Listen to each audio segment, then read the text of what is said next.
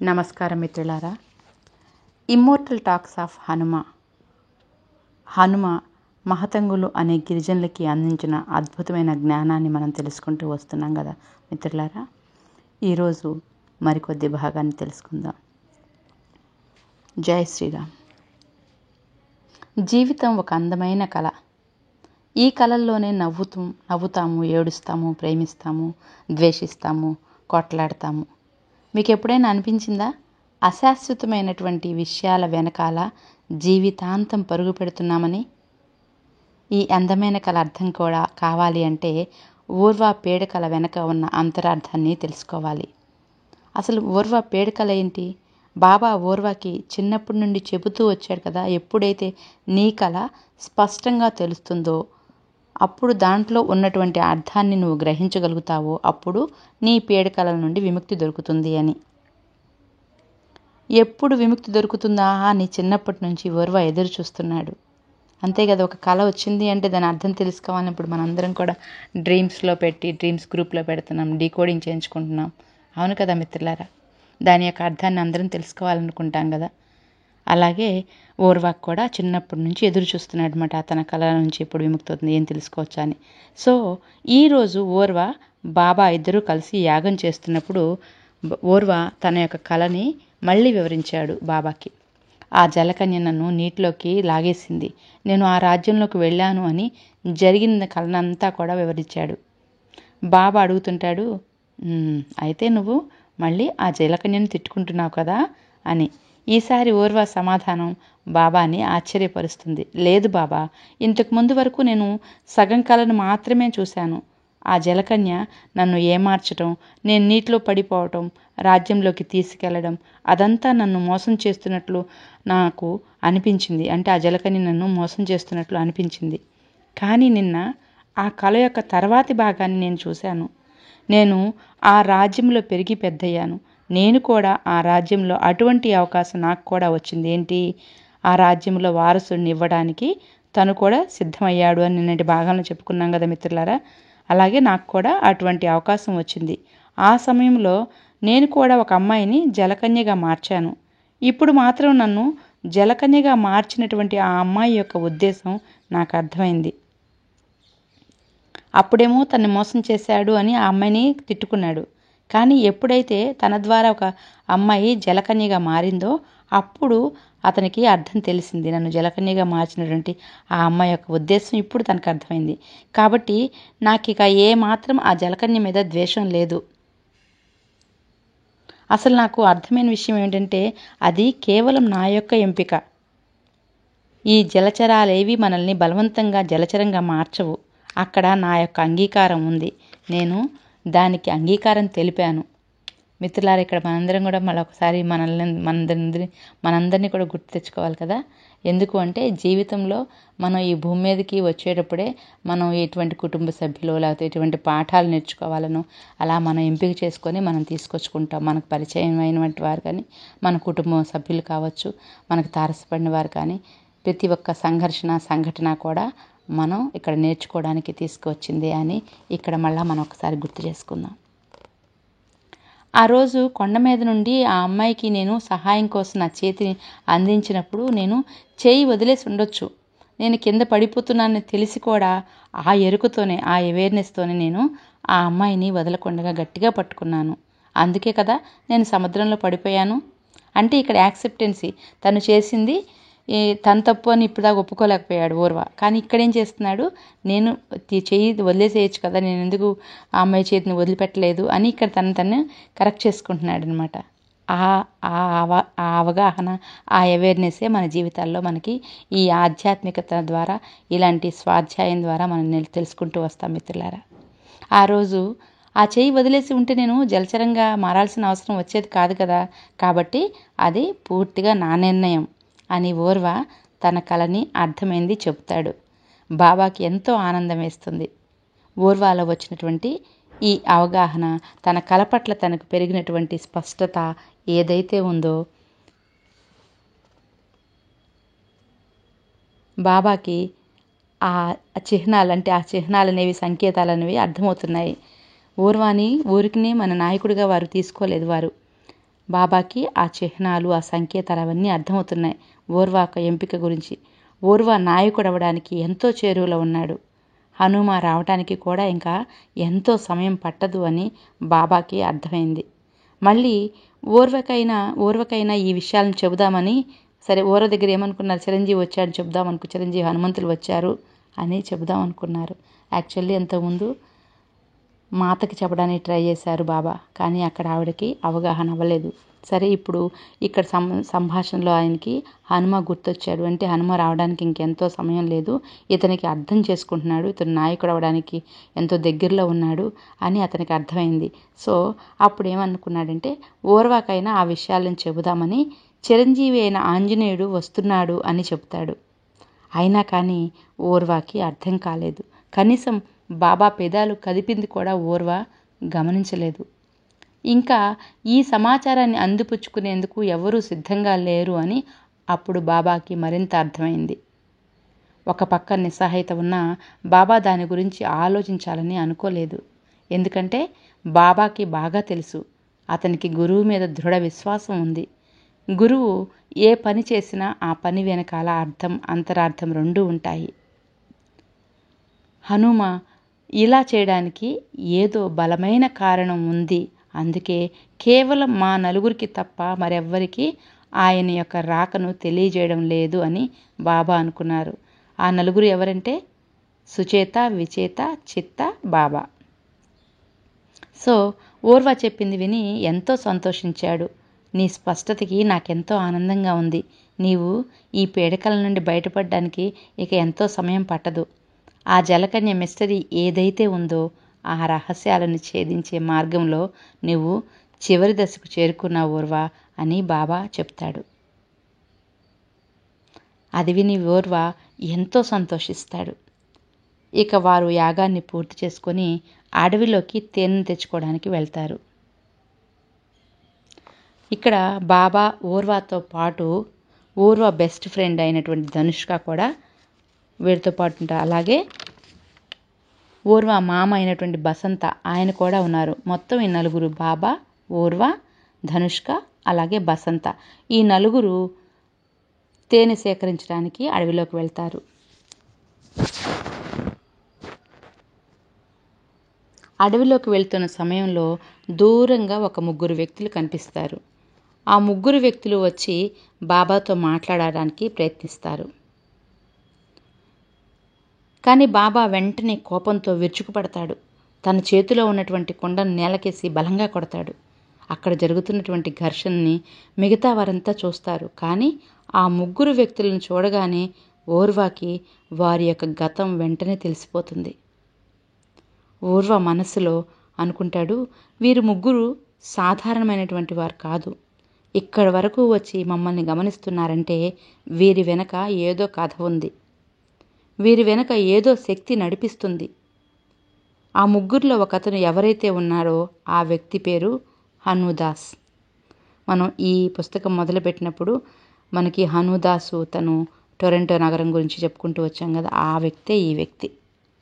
హనుదాస్ అంటే హనుమంతుడికి దాసుడు, అంటే హనుమకి పూర్తిగా శరణాగతి లేక సరెండర్ అయినటువంటి వ్యక్తి అన్నమాట.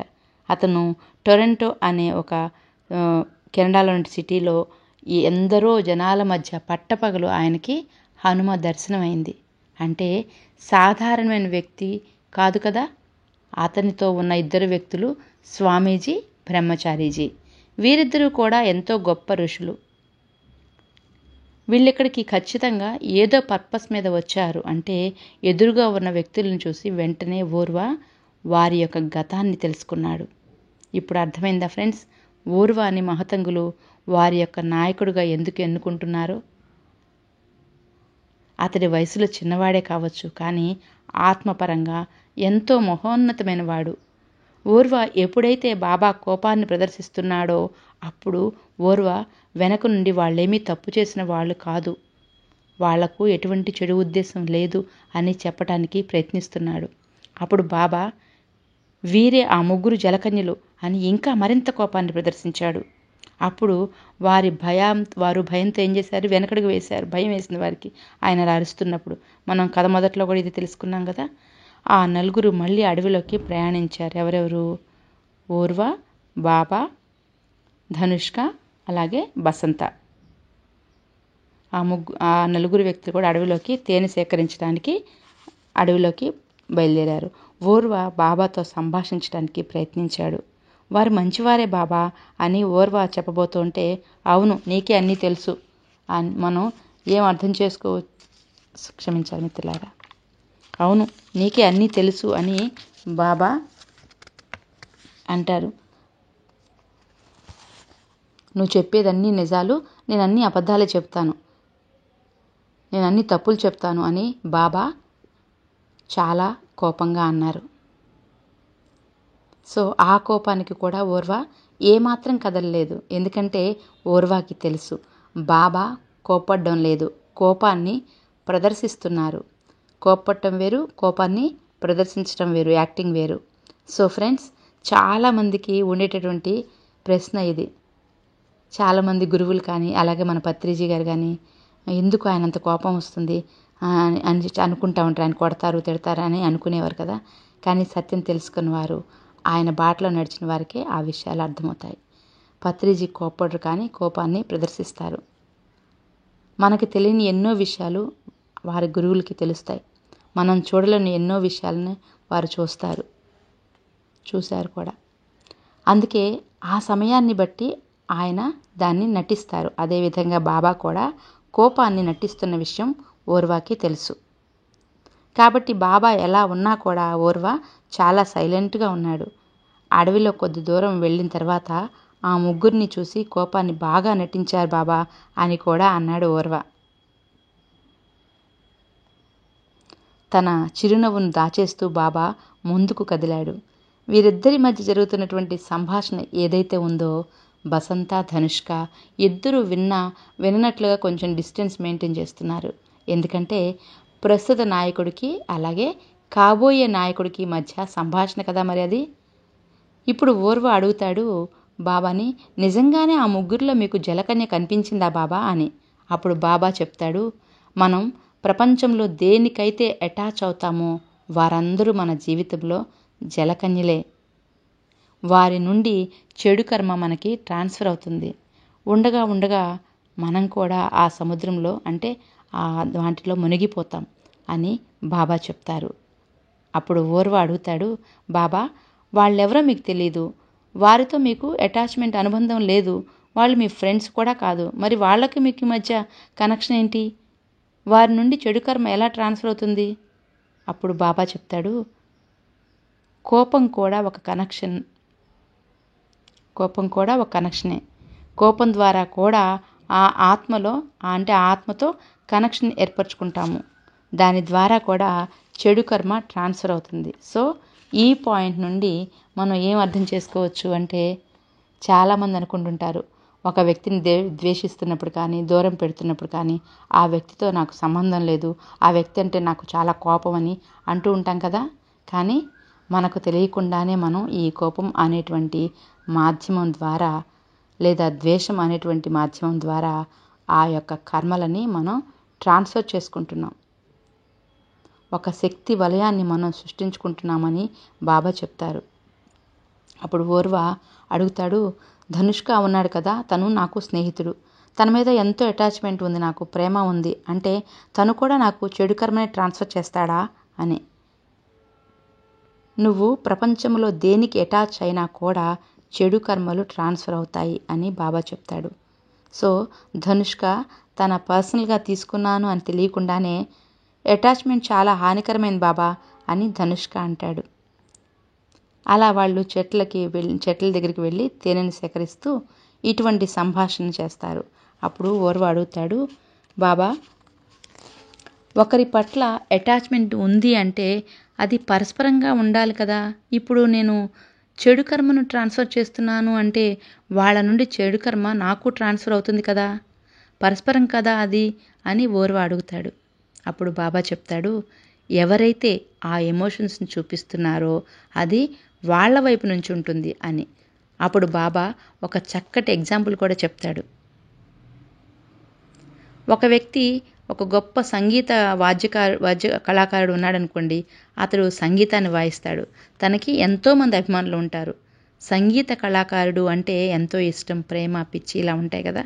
ఆ విపరీతమైన ప్రేమ, పిచ్చి ఉందంటే అప్పుడు ఇతడిలో ఉన్నటువంటి చెడు కర్మ ఏదైతే ఉందో అది ఆ అభిమానులకు కూడా ట్రాన్స్ఫర్ అవుతుంది.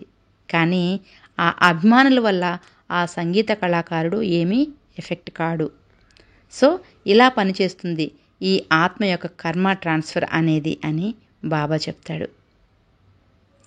అయినా కూడా ఓర్వాకి దాని మీద పూర్తిగా అవగాహన రాదు. ఒక సందిగ్ధమైన డౌట్తో కూడినటువంటి ఫేస్ పెడతాడు ఓర్వ. అప్పుడు బాబా అది అర్థం చేసుకొని, దీనికి ఇంకా సమయం ఉంది, అది నీవు తెలుసుకోవాల్సిన సమయం వచ్చినప్పుడు ఖచ్చితంగా తెలుసుకుంటావు అంటాడు బాబా. వారి మధ్య ఒక ప్రశాంతత, ఒక నిశ్శబ్దం నెలకొంది. ఉన్నట్లుండి ఓర్వ అదిగో జలకన్య అని చూపించాడు. బాబాకి ఆశ్చర్యం వేసింది. అక్కడ చూస్తే చనిపోయిన ఒక కుక్క ఉంది. ఆ కుక్కకి పురుగులు పట్టేసి చాలా భయంకరంగా, ఎంతో దయనీయంగా స్థితిలో ఉంది అది చనిపోయి. అది చూసి ఓర్వ అదే జలకన్య అని అనడం మొదలుపెట్టాడు. బాబాకి ఉన్నట్లుండి ఒక ఎగ్జైట్మెంట్, ఒక ఆనందభరిత స్థితి లేదా అద్భుత భావం వచ్చింది ఓర్వ అది గుర్తించినందుకు. ఇంతకు ఓర్వ ఏం గుర్తించాడు? అది తనలో పుట్టినటువంటి జాలి అంటే పిటి. ఫ్రెండ్స్, ఇక్కడ జలకన్య పీడకల ద్వారా ఏం తెలియజేయాలనుకుంటున్నారంటే మనలో ఉన్నటువంటి ఎమోషన్స్ వల్ల, అంటే ఆనందం, కోపం, భయం, ఆశ్చర్యం, దుఃఖం, ప్రేమ అనే స్పందనల ద్వారా మనం అటాచ్మెంట్ అవుతాం. ఆ అటాచ్మెంట్ మనల్ని ఎక్కడికి తీసుకువెళ్తుంది అని, ఆ అటాచ్మెంట్ వలన మనల్ని ఎక్కడికో తీసుకువెళ్తుంది అని. సో ఎప్పుడైతే ఓర్వ ఆ చనిపోయినటువంటి కుక్కను చూశాడో అప్పుడు విపరీతమైనటువంటి జాలి కలిగింది. అయ్యో చనిపోయిందే అనే జాలి ఏదైతే కలిగిందో అది ఓర్వాను దానికి అటాచ్ అయ్యేలా చేసింది. ఆ అటాచ్మెంట్ ద్వారా బ్యాడ్ కర్మ అనేది ట్రాన్స్ఫర్ అవుతుంది. సో నడుస్తూ ఉండగా ఆ అడవిలో పగలు ఓర్వ ఆ జలకన్యను గుర్తించినందుకు బాబా ఎంతో సంతోషించాడు. ఇప్పుడు దాన్ని వివరించాడు. ఇక్కడ ఇంకొక విషయం గుర్తుపెట్టుకోవాలి మాస్టర్స్. ఇక్కడ ఏంటంటే ఎమోషన్స్లో ఒక జాలి అవ్వచ్చు, ఒక బాధ అవ్వచ్చు, కష్టం అవ్వచ్చు. ఇందాక చెప్పాను కదా, ఆనందం, కోపం, భయం, ఆశ్చర్యం, ఇలాంటి దుఃఖం, ఇవన్నీ కూడా ఎమోషన్స్. ఈ ఎమోషన్స్ అన్నీ కూడా మనకి అటాచ్ చేస్తాయన్నమాట. ఏదో ఒక వస్తువు కావచ్చు, ఏదో ఒక మనిషితో కావచ్చు, ఏదైనా సరే. అదే జలకన్య అని ఇక్కడ చెప్తున్నారన్నమాట. ఇప్పుడు దాన్ని వివరించాడు. మహతంగులు ఎప్పుడు ఎమోషన్స్ని ప్రదర్శించరు. వాళ్ళు ఏ ఎమోషన్స్కి అటాచ్ కారు. అందుకే వారి యొక్క సర్కిల్లో, అంటే వారి యొక్క సమూహంలో ఎంతో రహస్యంగా బ్రతుకుతూ ఉంటారు. వారి వరకే మాత్రమే ఉంటారు. వారు బయట వ్యక్తుల్ని కానీ, బయట ప్రపంచాన్ని కానీ లోపలికి రానివ్వరు. వారితో సంభాషించి వారితో ఇంటరాక్ట్ కూడా అవ్వనివ్వరు. ఇప్పుడు కూడా హనుదాస్ స్వామీజీ, బ్రహ్మచారిజీ వీళ్ళు వస్తున్నప్పుడు బాబా వారి మీద విరుచుకుపడ్డారు. సో ఆ కోపంతో ఈ కోపం అనే మాధ్యమాన్ని సృష్టించారు బాబా. ఆ మాధ్యమం ద్వారా బ్యాడ్ కర్మ అనేది ట్రాన్స్ఫర్ అవుతుంది. అప్పుడు ఓర్వాకి అర్థమైందనమాట. ఇందు మూలాన మనందరం కూడా బయట ప్రపంచానికి వెళ్ళట్లేదు అని కూడా ఓర్వాకి బాబా చెప్తారు. మిత్రులారా, ఇది ఇక్కడితో ముగిస్తున్నాను ఈరోజు. రేపు మరికొద్ది భాగాన్ని, ఈ జలకన్య సంబంధించింది ఇంకొద్ది భాగాన్ని మనం రేపు తెలుసుకుందాం. మిత్రులారా, మనకి ఏ సందేశం ఇవ్వాలనుకుంటున్నారో హనుమ రేపు తెలుసుకుందాం. ధన్యవాదాలు.